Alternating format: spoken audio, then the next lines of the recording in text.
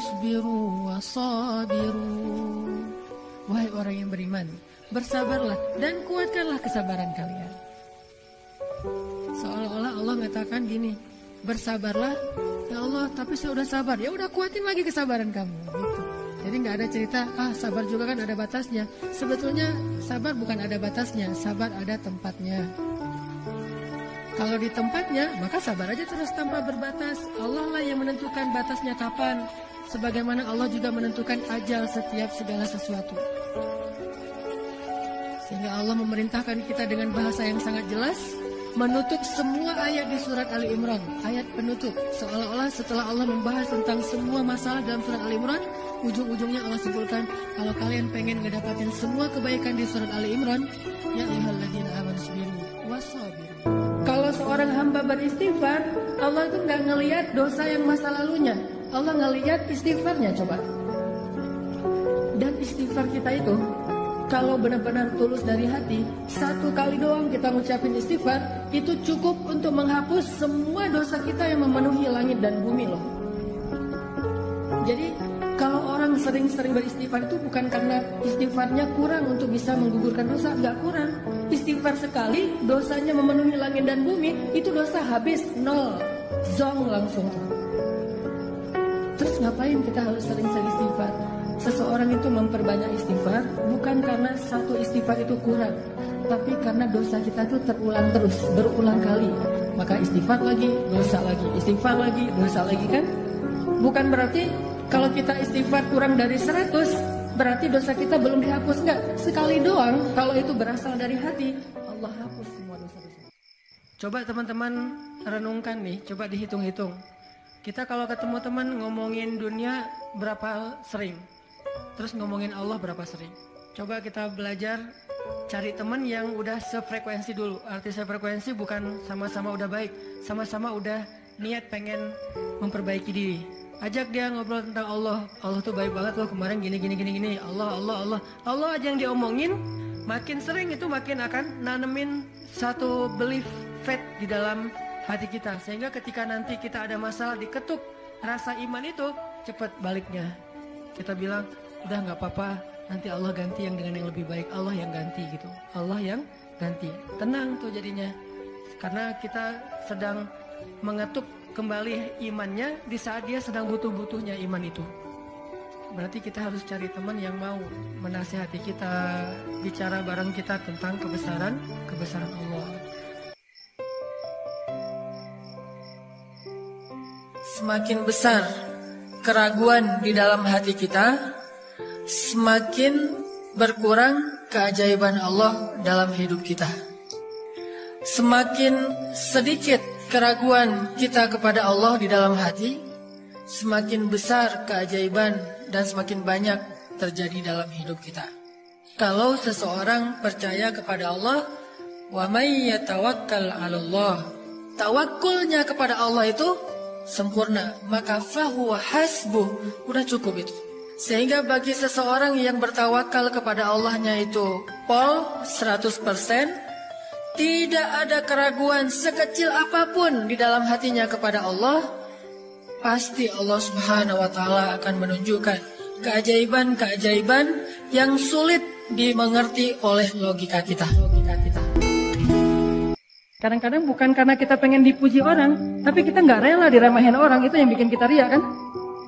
Bukan karena kita pengen dieluk-elukan, dipuji, dapat banyak like, dipuja-puja, bukan itu. Itu kita masih kadang-kadang bisa ngerem, tapi kita nggak sanggup bertahan, nggak bisa sabar kalau diremehin orang. Akhirnya kita bocorin juga kebaikan kita. Habis. Diremehin suami, diremehin pasangan, diremehin orang tua, diremehin mertua, diremehin teman-teman, segala macam. Diremehin tetangga. Kita bukan pengen dipuji dan dipuja oleh orang lain, tapi kita nggak tahan kalau diremehin. Keluar juga tuh.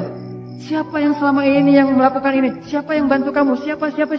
Keluar semua. Satu persatu yang kita sebutkan, satu persatu berguguran dan tidak ada nilainya di mata Allah. Sabarkah kita ketika diremehkan oleh orang lain untuk tetap menjaga rahasia amal kita antara kita berdua aja dengan Allah? Itulah ujian ikhlas. Makin romantis doa sama Allah, Allah tuh makin senang.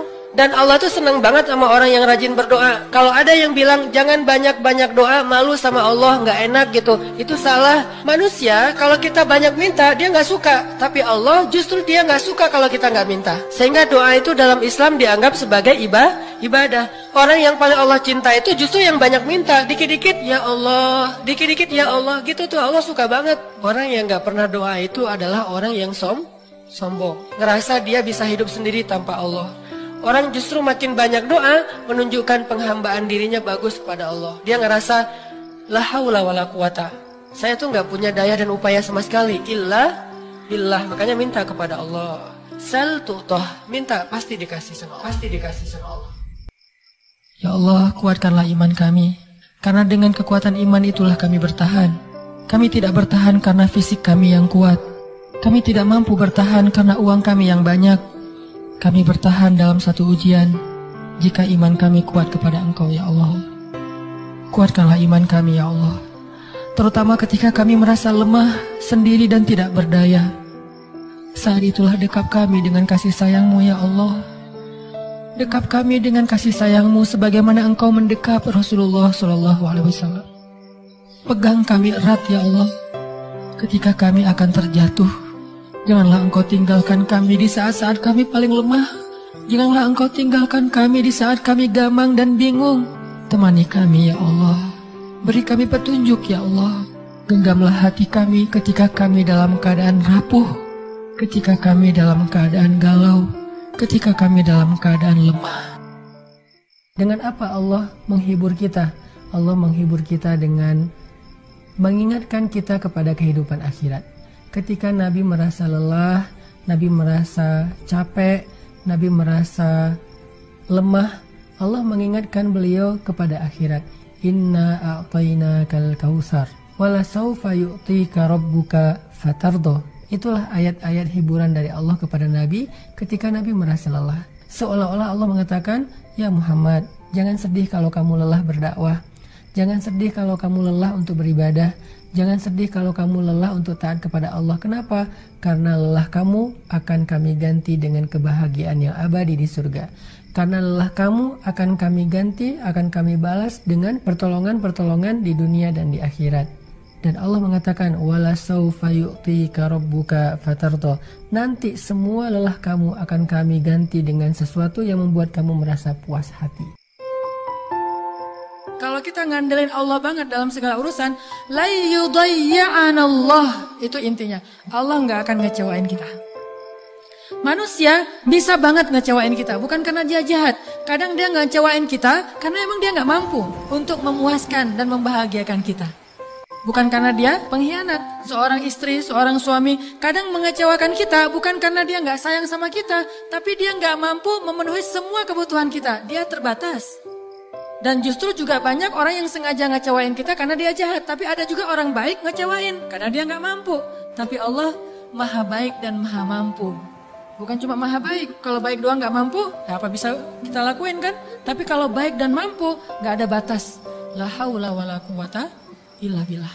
Keajaiban-keajaiban yang luar biasa terjadi dalam hidup kita kalau kita mengandalkan Allah. Kita yakin emang kita layak dikasih hukuman kayak gini, emang kita banyak dosa. Jangan terlalu besar kepala, saya nggak layak dihukum, saya nggak layak diperlakukan kayak gini. Kalau manusia ke kita wajar kita ngomong kayak gitu. Saya nggak layak diperlakukan kayak gini sama dia, oke. Tapi oleh Allah layak banget karena emang kita banyak dosa. Makanya kalau kita nggak kuat lama-lama digituin, banyak istighfar. Yang kedua, husnuzon, lebih keperasaan nih. Oh, Allah pengen ngasih saya kejutan. Sabar, sabar, sabar.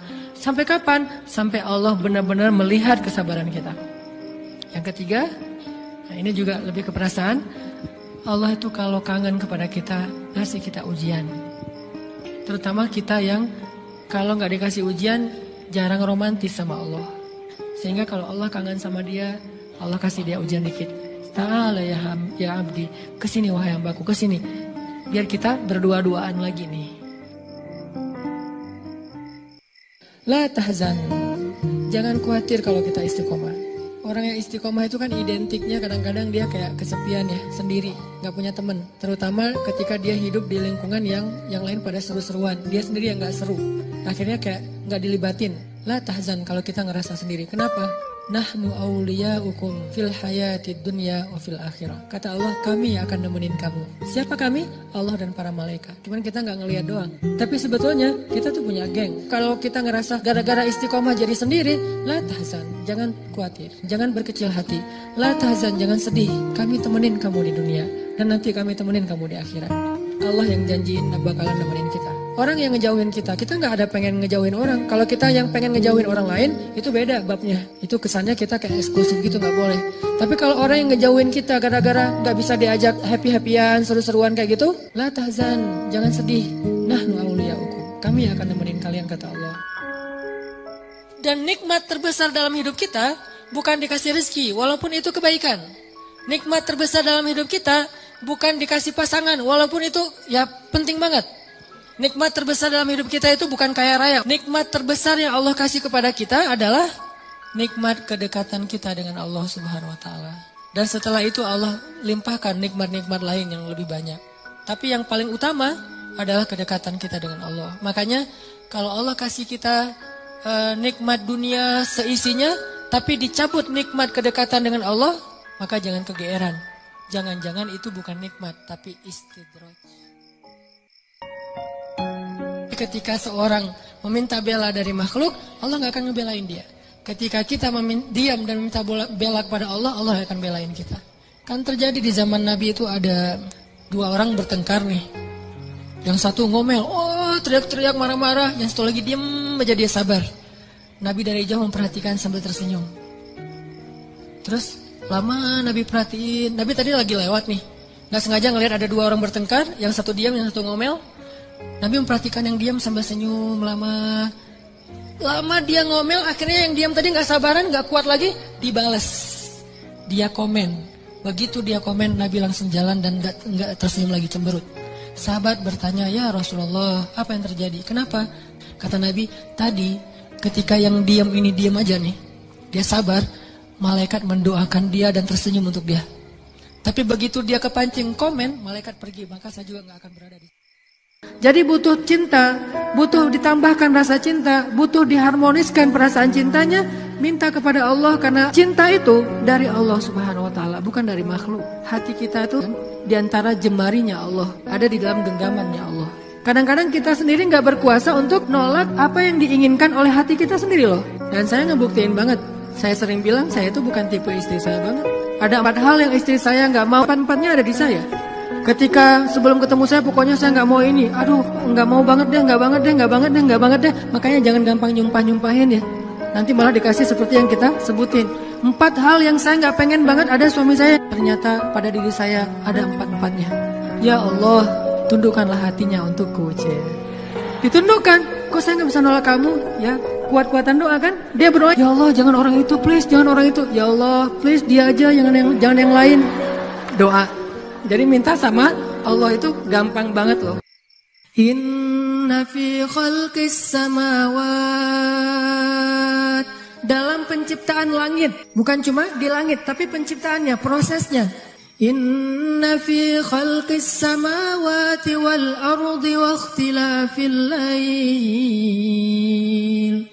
wa ikhtilafil laili wan nahari la ayatin liulil albab.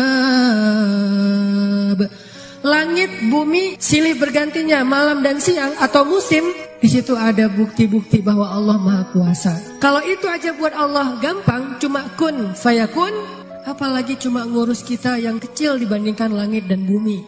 Kita itu dibandingkan langit dan bumi gak ada apa-apanya. Kalau langit dan bumi aja buat Allah gak ada apa-apanya lagi, apalagi kita. Jadi intinya teman-teman, kenapa kita khawatir kalau Allah menjamin kehidupan kita? Mungkin dia juga galau, mungkin dia juga lelah, mungkin dia juga sedih, mungkin dia juga khawatir. Tapi begitu diingatkan dengan nama Allah, tenang, ada Allah, tenang, Allah membantu. Bukankah semua itu di tangan Allah? Langsung dia menjadi tenang, itulah mukmin. Sedangkan orang yang tidak beriman, walaupun dia mengaku mukmin, walaupun KTP-nya Islam, tidak berhasil menjadi tenang dengan disebutkan nama Allah. Itu gak ngaruh buat dia. Dia tenang, ketenangan dia cari jauh-jauh dengan jalan-jalan. Dia mencari ketenangan itu dengan belanja. Dia mencari ketenangan itu dengan menonton. dia mencari ketenangan itu dengan mendapatkan uang yang banyak, dia mencari ketenangan itu dengan ketemu teman, dia mencari ketenangan itu di semua tempat kecuali di langit. Dan dia tidak akan mendapatkan ketenangan yang sejati. Pada akhirnya dia tetap akan mengeluh. Dan Allah tergantung prasangka hambanya kepada dia. Artinya Allah tergantung gimana yang kita rasakan di dalam hati kita, bukan dengan apa yang kita ucapkan dengan lisan kita. Allah nggak ngelihat apa yang kamu kerjakan, apa yang kamu ucapkan. Allah ngelihatnya apa yang kamu rasakan. Lisan kita meneriakan hasbi Allah itu kenceng, tapi hatinya labil. Kata lisannya, cukup bagi saya Allah. Kata hatinya, benar gitu. Kata lisannya, cukup bagi saya Allah, la haula wala quwata illa billah. Hatinya bilang, tapi kan jadi yang berbicara dengan Allah ke langit ketujuh itu bukan lisan kita.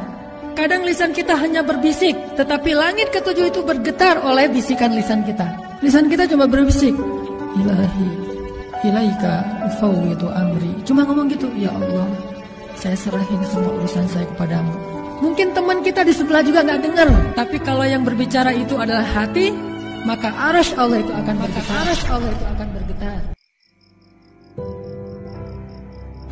Ada satu hal yang perlu kita coba sadari betul dan kita bangun di dalam diri kita, bahwa cinta itu adalah anugerah dari langit, bahwa cinta itu adalah pemberian dari Allah Subhanahu wa Ta'ala. Dan gak mungkin Allah memberikan rasa cinta yang membuat seorang hamba bertambah dosa, itu gak mungkin.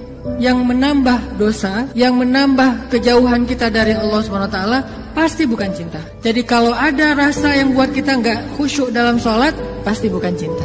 Kalau ada rasa yang bikin kita jadi sakit hati, pasti bukan cinta. Kalau ada rasa yang kemudian bikin kita malah melakukan perbuatan-perbuatan yang Allah gak suka, pasti bukan cinta. Itu disebut dengan wasawisyus syaitan yang ada di dalam hawa nafsu manusia. Sedangkan cinta semuanya berasal dari Allah Subhanahu wa Ta'ala. Cinta dalam diam. Jangan berikan hati kita sebelum diakatkan. Akad itu adalah baiat cinta. Kalau dia belum berbaiat, jangan berikan hati. Karena hati itu adalah yang paling berharga yang dimiliki oleh seorang manusia. Kalau dia baik, yang lain ikut baik. Kalau dia buruk, yang lain ikut buruk. Jangan pernah berikan hati kita kepada orang yang belum halal untuk kita. Tetap jaga tuh, jangan ngasih dulu. Kalau dia sudah halal, kasih seutuhnya, tidak masalah. Karena dialah yang paling berhak mendapatkan hati kita. Makanya dalam diam gak usah baper dulu. Tertarik wajar, kepo bolehlah selama masih wajar. Yang dilihat itu wajah dan telapak tangan. Artinya jangan libatkan perasaan dan hati kalau belum halal. Mending kita kasih hatinya ke Allah aja deh, karena gak mungkin kecewa. Pernah Nabi baru pulang kerja, macet-macetan, capek gitu ya, sore. Aisyah ngeliat Nabi capek pulang, langsung bikinin air manis pakai gula. Salah, yang ditaruh malah bukan gula, garam. Dikasih ke Nabi. Biasanya kalau Nabi minum duluan kan disisain setengah. Pas Nabi minum, makasih Aisyah, alhamdulillah, bismillahirrahmanirrahim, minum. Pas minum, bentar, ini asin ya. Akhirnya Nabi pas tahu ini asin, tadi wajah beliau mau berubah, langsung dinetralkan lagi biar Aisyah nggak kaget. Akhirnya Nabi minum, dihabisin sama Nabi, nggak disisain. Aisyah agak dikit sebel gitu, bete. Kok dihabisin sih, nggak disisain buat gua gitu. Akhirnya Aisyah ambil gelasnya ke belakang, penasaran kok Nabi nggak biasanya ngabisin air, nggak disisain buat saya. Ada dikit banget, diminum sama Aisyah, ternyata asin. Nangis Aisyah. Masya Allah, Nabi itu kalau airnya manis disisain buat saya, tapi kalau airnya asin dihabisin sendiri, nggak dikasih sisain. Itulah cowok sejati tuh. Cowok keren itu, asinnya kehidupan dimakan sendiri, manisnya kehidupan berbagi.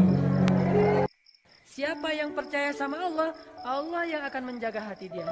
Ihfazillah yahfazka, fadhkuruni azkurkum. Jaga Allah, Allah akan jaga kamu. Jadi kalau kita pengen jadi orang yang paling bahagia, udah percaya aja sama Allah. Jadinya nggak khawatir. Bukankah penyakit yang membuat kita tidak lagi bahagia itu adalah khawatir? Bukankah penyakit yang membuat kita tidak lagi bahagia itu adalah ragu, galau, resah, gelisah, sedih? Dan semua kalimat ini diistilahkan oleh Al-Quran dengan satu kata, hazan, la tahzan, innallaha ma'ana. Jangan bersedih, Allah bersama kita. La tahzan, jangan berputus asa, Allah bersama kita. Ketika kita percaya kepada Allah dengan yakin yang mantap, saat itu juga Allah yang akan menggenggam hati kita. Kemudian Allah akan memasukkan rasa bahagia, sa'idun di dalam hati kita. Kalau nge-mention Allah, ada sesuatu yang indah, Masya Allah, Subhanallah, Allahu Akbar, dan segala macam. Jadi setiap kali ngelihat sesuatu yang keren, kita mention. Kayak kita lagi ngelihat sesuatu yang viral di sosial media, akhirnya karena ini bagus banget videonya, inspiring, lucu, kece gitu, akhirnya kita mention ke teman kita, lihat yang ini, di-mention, @fulan, gitu kan ya. Maka setiap kali kita ngelihat sesuatu dari ciptaan Allah yang kece, yang keren, yang luar biasa, harusnya kita mention Allah, Masya Allah. Jadi kalimatnya tuh seolah-olah Masya Allah, Subhanallah, Alhamdulillah, aja terus. Karena kita ingin menghargai Allah. Ini artinya melibatkan Allah. Siapa yang melibatkan Allah dalam urusannya, maka Allah akan tambahkan kebaikan dan keberkahan. Fadhkuruni alkurkum ana inda dhanni abdi bi. Ada orang yang bilang, sejak ketemu dia saya jadi lebih khusyuk dalam sholat, bisa tahajud. Ini namanya talbis. Tahu talbis? Talbis itu kalau dalam bahasa kita tipu daya iblis. Dia bikin cinta yang terkesan syariat.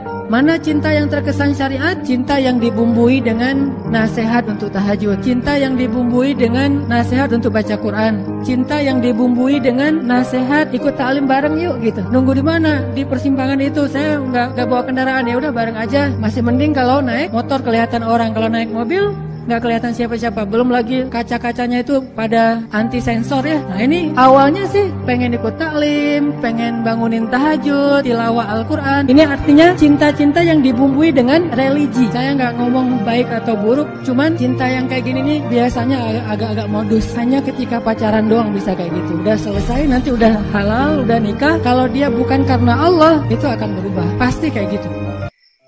Kita mau menjadi seorang hamba yang biasa-biasa aja, yang standar, atau mau menjadi hamba yang istimewa di mata Allah.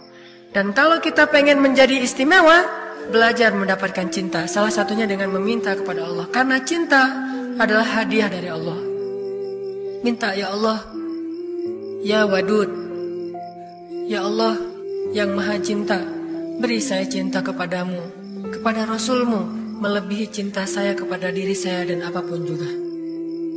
Minta kepada Allah. Allah tanamkan cinta itu pelan-pelan di dalam hati kita. Nanti kita akan ngerasain iman itu manis rasanya. Beramal soleh itu indah. Sebagaimana yang sebagian sudah kita rasakan sekarang. Seperti mencari ilmu itu indah. Mencari ilmu itu indah. Ciri-ciri orang bertakwa. Al-Imran 134 kata Allah, wal-'afina 'anil nas wallahu yuhibbul muhsinin. Orang yang bertakwa itu adalah orang yang afina 'anil nas, orang yang memaafkan. Jadi memberi maaf itu untung besar gitu. Karena banyak orang yang mikirnya gini, enak banget dia udah salah dimaafin terus nggak ada balasan apa-apa gitu, terus hilang aja gitu masalahnya. Enggak. Wal ya'fu wal yasfahu. Maafin dan berlapang dada. Apa maksud maafin dan berlapang dada? Maafin, lupakan kesalahan dia. Jangan lagi dendam sama dia. Berlapang dada, berkasih sayanglah sama dia. Kasihanilah dia, bantulah dia. Apa yang kita dapatkan dengan kita beri maaf kepada saudara kita, Allah kasih maaf kepada kita yang lebih besar daripada itu. Maaf yang kita berikan kepada saudara kita, 1000 maaf yang Allah berikan kepada kita. Dan kalau Allah udah maafin kesalahan kita, apalagi janji Allah setelah itu, kecuali surga Allah SWT. Yang paling layak dicintai dalam hidup kita itu pertama Allah, kedua Nabi, ketiga orang tua, keempat adalah pasangan dan keluarga kita. Qurrata ayun. Kalau yang belum punya minimal 3 dulu lah. Allah, Nabi, dan orang tua. Itu urutan. Ini bukan acak, urutan. Jadi kayaknya nggak fair kalau kita cinta banget sama orang tua kita, tapi ke Allah Rasulnya tuh kayak nggak ada greget-gregetnya, biasa-biasa aja. Giliran nama Allah disebutin biasa aja, nggak ada rasa wajilat qulubuhum. Nah ini kayak nggak fair menurut saya. Belajar deh. Pelan-pelan dibangun itu. Takjub sama Allah, ingat betapa baiknya Allah sama kita. Takjub sama Nabi, ingat betapa baiknya Nabi sama kita. Apapun bentuk kesenangan dan kebahagiaan yang diekspresikan oleh siapapun di muka bumi, sesungguhnya Allah lebih bahagia dan lebih senang lagi terhadap hambanya yang beristighfar. Coba, kurang baik apa Allah sama kita? Jadi kalau teman-teman ngebayangin ada seseorang yang lagi happy banget, lagi excited banget terhadap sesuatu, Allah lebih excited lagi terhadap hambanya yang beristighfar. Jadi kalau pengen buat Allah tersenyum, istighfar. Astagfirullahaladzim. Allah senyumnya. Allah tuh gak pendendam kayak kita. Allah itu membalas sesuai dengan amal. Kalau kita gak istighfar baru dibalas. Tapi begitu kita istighfar, Allah lupain semua dosa kita. Seolah-olah kita gak pernah ngecewain Allah sama sekali. Kita datang pada Allah, Rabbi, astagfirullah, hambaku langsung dipeluk sama Allah.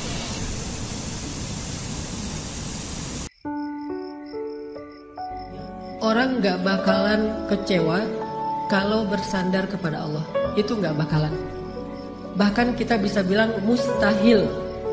Mustahil seseorang itu kecewa gara-gara berpegang, bersandar, menyerahkan dirinya kepada Allah. Itu mustahil. Bukan seperti itu sunnatullah.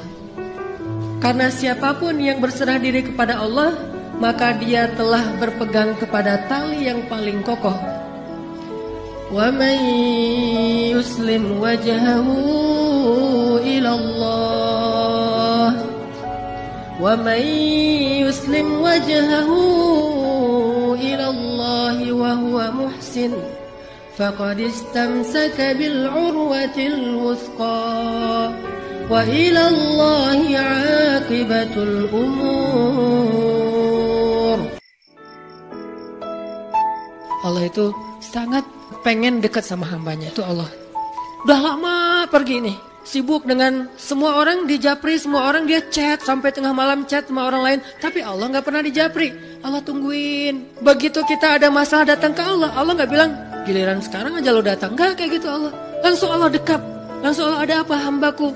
Hal min haja, apakah kamu butuh sesuatu? Hal min taib, apakah kamu mau diterima taubatnya? Hal min mustaghfir, apakah kamu mohon minta ampun? Allah tanya kepada kita setiap malam. Dicuekin lagi.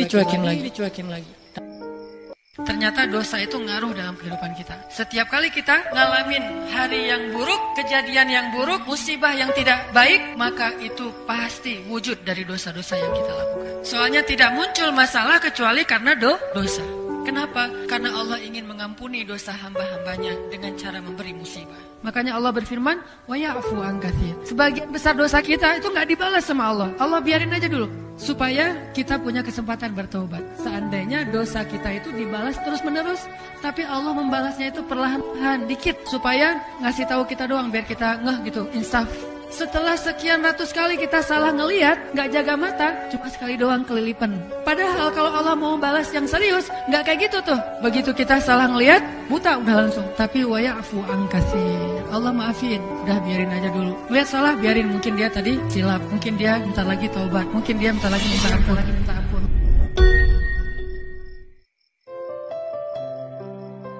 Ketika kita merasa disakitin, ketika kita merasa kayak dikecewain, panggillah Allah. Sebelum kita memanggil netizen.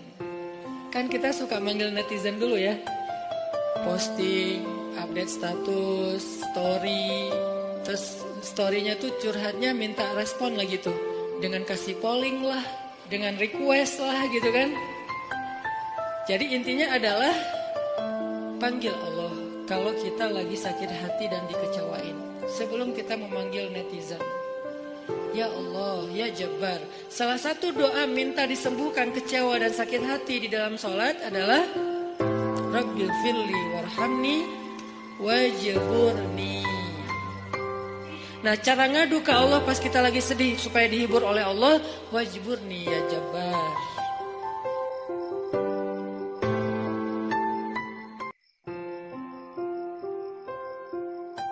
Gimana caranya kita kalau punya keinginan, punya himmah, punya goals dalam hidup kita, Allah kabulkan, Allah restui, Allah wujudkan, bahkan dengan keajaiban dan surprise kejutan-kejutan. Caranya 3. 1, jujur ke Allah, Allah akan jujur. Maksud jujur ke Allah tuh libatkan Allah dalam niat kita. Kayak tadi misalnya, kenapa pengen punya pasangan? Biar ada yang mensupport saya buat dakwah. Biar ada yang ngebujuk saya buat ke masjid. Biar ada, semuanya ada urusannya dengan Allah. Nah ini pasti akan Allah mudahin banget. goals dalam satu, kepengennya kita, harapan kita, himmah kita, karena kita pengen ada urusannya dengan Allah, pengen dapat ridho Allah, pengen apa dengan Allah, maka Allah pasti akan bantu. Dan itu akan jadi keajaiban. Jadi kayak nggak pernah kita nyangka itu bisa terjadi.